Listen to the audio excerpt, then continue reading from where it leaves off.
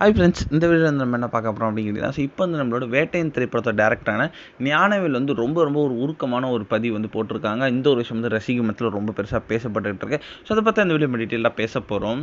தமிழ் சினிமாவில் முன்னணி இயக்குனர் இருக்கிறது தான் நம்மளோட டிஜே ஞானவேல். அவருடைய இயக்கத்தில் சமீபத்தில் வெளியான திரைப்படம் தான் நம்மளோட சூப்பர் ஸ்டார் ரஜினிகாந்த் வச்சு இயக்கிய வேட்டையின் திரைப்படம்.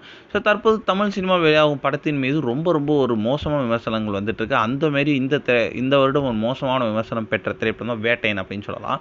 என்னதான் வந்து நிறைய பேருக்கு வந்து இந்த திரைப்படம் பிடித்திருந்தாலும், ஆனால் மேக்ஸிமம் நம்பர் ஆஃப் பீப்புள்ஸ் வந்து இந்த திரைப்படம் பிடிக்கல அப்படின்றத வந்து சொல்லியிருந்தாங்க.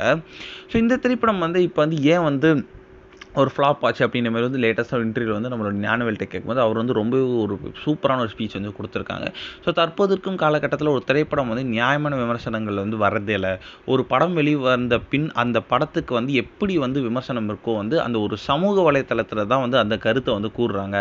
ஸோ அந்த சமூக வலைத்தளத்தில் கூறுற கருத்தை வச்சு வந்து ரசிகர்களும் மக்களும் வந்து ஸோ படம் நல்லா இருக்குது நல்லா இல்லை அப்படின்னு டிசைட் பண்ணிடுறாங்க. இப்போ வந்து அந்த விமர்சனம் கூறுற நபருக்கு வந்து அந்த திரைப்படத்தில் யாரையா ஒருத்தரை பிடிக்கலனா கூட அந்த திரைப்படம் பிடிக்கல அப்படின்னு சொல்லிடுறாங்க. இதே ஒருத்தரை பிடிச்சிருந்துச்சுன்னா அந்த திரைப்படம் மொக்கையாக இருந்தால் கூட சூப்பராக இருக்குது அப்படின்னு சொல்லிடுறாங்க. ஸோ நல்ல திரைப்படம் வந்து இந்த மாதிரி யாரையா ஒருத்தர் பிடிக்கலைன்னா வந்து ஸோ மொக்கையாயிடுச்சு அப்படின்னு சொன்னாலும் ரசிகர்களும் அது தேட்டரில் வந்து பார்க்காம ஸோ மொக்க படம் எதுக்கு போய் பார்க்கணும் அப்படின்ற மாதிரி வந்து நினச்சிட்றாங்க. அந்த கருத்தை நம்பி தான் வந்து நிறைய மக்கள் வந்து வேட்டையின் திரைப்படத்துக்கு வரவே இல்லை. அப்படி தான் வந்து வேட்டையின் திரைப்படம் வந்து தோல்வி திரைப்படமானது அப்படின்னு வந்து இப்போ வந்து ஓப்பனாக வந்து ஒரு விஷயத்தை பற்றி பேசியிருக்காங்க. அந்த ஒரு விஷயம் வந்து இப்போ வந்து ரசிகர் மத்தியில் செம்ம ட்ரெண்டிங்காக போயிட்டுருக்கு.